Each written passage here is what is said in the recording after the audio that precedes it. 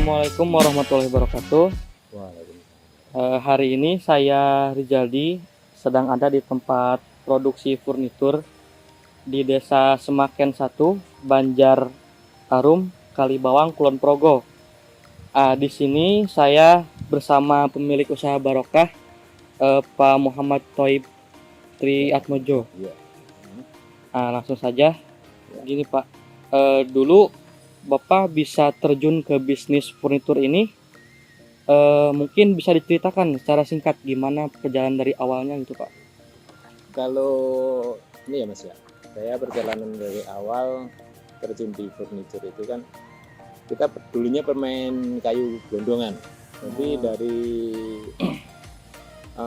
kita dari misalkan dari kebun kita jual ke Jepara, kadang ke Jogja, itu kan dalam masih bentuk gondong, log. Berarti log masih bulat gitu.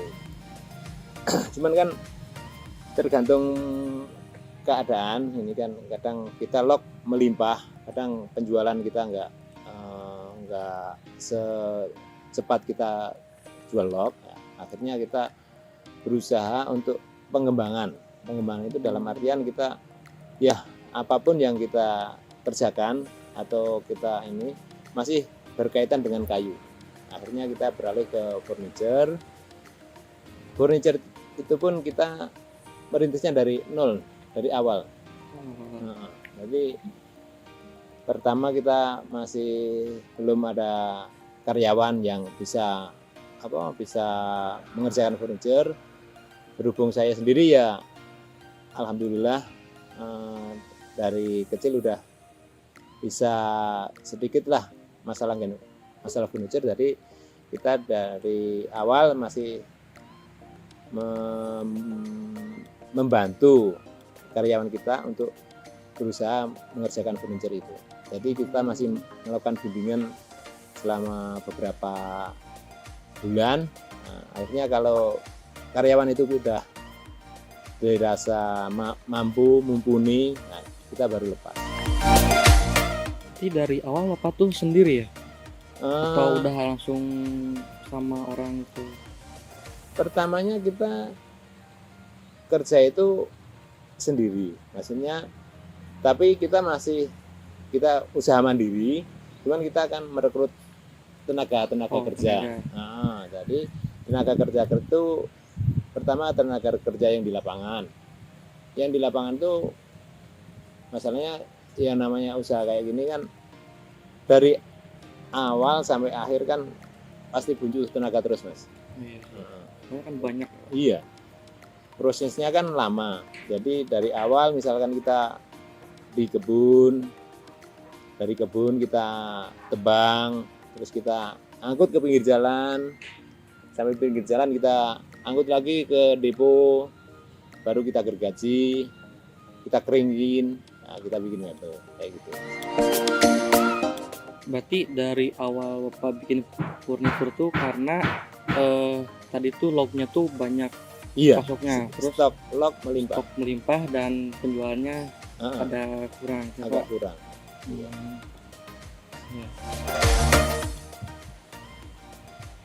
Nah, kalau untuk pasokan itu Bapak beli dari orang atau gimana Pak? Itu dari lognya tuh. Log itu kita kebanyakan beli dari petani-petani.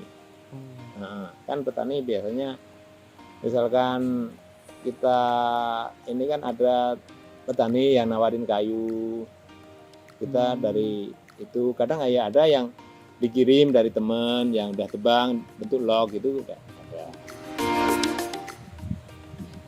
Itu kira-kira Pak harganya tuh beda dari jenis pohonnya atau sama gitu harganya tuh? Kalau harga itu kebetulan lain-lain ya Mas ya. Lain-lain. Dari segi kualitas kayu, macam kayu itu udah lain-lain. Misalkan kayu mahoni sama kayu jati udah lain. Terus kayu alba sama kayu keras lainnya. Kayu keras kan ada itu misalkan kayu Kalau kita ngarani Singon Jowo, kadang kayu waru gitu, itu udah lain harganya. Kalau untuk furniture itu kita kebanyakan tergantung konsumen, Mas. Oh, berarti kalau tergantung konsumen, Bapak tidak menyediakan bahan produksi kayak langsung offline gitu di toko gitu ya Pak? Atau Ya, yang offline itu ada. ada Cuman kebanyakan kita tergantung pesanan. pesanan berarti ya? Nah, kebanyakan yang dari pesanan. Kalau offline itu kan misalkan kita nyetok bahan itu memang ada, cuman kan kapasitasnya nggak begitu Oh banyak. iya. Heeh. Kalau stok bahan itu kira-kira kuat tuh sih Pak kalau disimpan lama gitu? Kalau bahan itu bisa lama, asal yang kualitas bagus. Oh, Misalkan kayu jati itu yang kualitas bagusnya. yang paling kuat lama. Heeh. Baik Pak. Nah, kalau untuk produk Bapak nih, Iya. ada ciri khas desain nggak? Atau misalkan sesuai atau cuman sesuai ketentuan konsumen aja? Kalau desain kita kadang kalau konsumen kan kadang nyuruh kita ya, Nah, itu. misalkan Iya, misalkan. kita kadang bikin desain kayak gini, konsumen cocok nggak? Oh, berarti konsumen tinggal milih. Kayak Oh, gitu. iya. Kadang ada yang konsumen udah punya Desain sendiri. desain sendiri, kita suruh ngerjain. Lagian kita ngerjain harus konsultasi sama konsumen. Jadi misalkan ini kualitasnya kayu seperti apa, terus modelnya yang bagus kayak gimana, kita kan kadang udah desain dari konsumen, kita masih memberi saran. Oh iya. Iya. Berarti kalau misalkan ada kekurangan desain ini harusnya ini Nah, lebih baik seperti ini. Iya. Oh, baik. Kita harus konsultasi. Kalau konsumennya memang harus seperti desain ya, kita harus menyesuaikan menyesuaikan ke Heeh. konsumennya. konsumennya. Tapi kalau konsumen kadang kan, oh bagusnya gimana mas? Kayak Ah, gitu. iya. Nah itu kita harus bisa mengasih solusi, mengasih tip-tip yang, oh ini yang bagusnya kayak gini, kayak gitu. Nah, kalau sekarang kan kayak banyak gitu Pak desain-desain furnitur modern gitu Pak, Iya. yang pakai kulit lah atau apa. Nah, Nah. Bapak tuh kira-kira mengikuti? Kalau yang seperti itu mas, itu kalau kita mengikuti, itu kayaknya kurang mampu mas. Masalahnya bukannya kita nggak mau belajar, enggak ya. Cuman kan kalau udah spek lain, misalkan udah dari bahan baku yang lain, Bahannya udah beda. beda bahan. Kalau sama-sama dari kayu, mungkin kita masih terus berinovasi. Ah iya. Masalahnya yang namanya kayu itu produk furniture kayu kan berkembang terus mas. Ya, Tergantung desain, tergantung permintaan. Kadang desain kan ada yang simpel, ada yang rumit. Kan kalau model kan mungkin bahannya bisa gak kuat lama kan kalau di stoknya. Iya. Kalau misalkan dikasih desain kombinasi misalnya ya mas, Iya. kita dikasih kombinasi sama misalkan kita sama besi, kita ya oke. Jadi kayu kan misalkan kayak kayu kombinasi sama besi, kadang sama aluminium, itu masih bisa.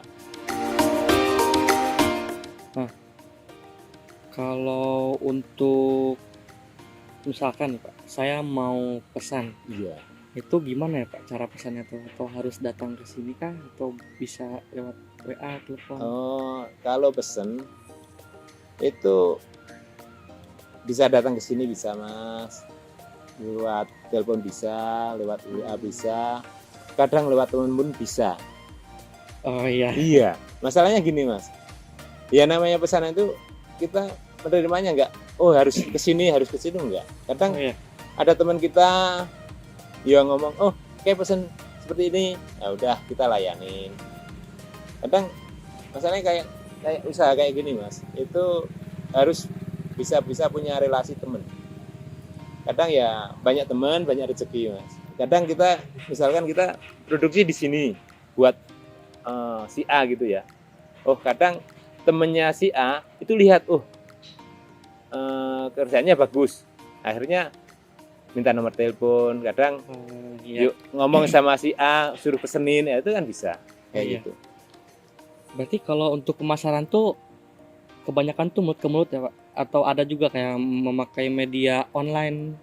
Ya kalau online ada sih Mas, cuman nggak sebegitu maksimal saya Mas. Oh, iya. Masalahnya untuk media-media online kita ya masih bisa mengikuti sih Mas, cuman saya sudah sebagai orang tua itu untuk Udah ini. bergerak di media-media itu kurang maksimal lah. Oh iya.